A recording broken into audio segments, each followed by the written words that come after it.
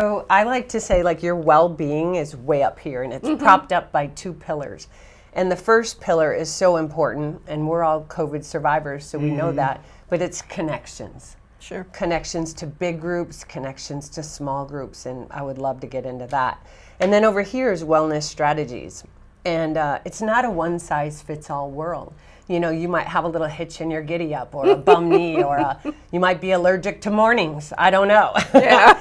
So you have to kind of pick what works for you. And what really worked for me was whole food and mostly plant-based eating. Oh, wow. Yoga and breath work. It was meditation and breath work actually helped me dial down probably the most, because when you have a cancer diagnosis, it tends to be the first thing you think about when you wake up. Oh, yeah. And the last thing you think about when you go to bed. So meditation would allow me to kind of clear my mind, turn inward, and think about all the other things.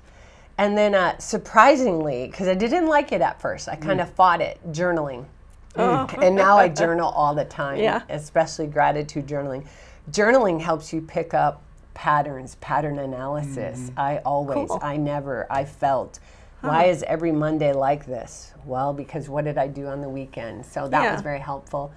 And then I kind of opened the aperture to intentionally connecting with the outdoors. Because you can be outside and not be grounded. You can be outside and it might be a polluted environment and might be actually cleaner air indoors.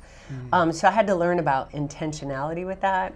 And then constant prayer. And I'm Christian and I practice prayer and I was raised praying, but there's so many more prayers out there. There's breath prayers, praying for others, prayers of lamentation.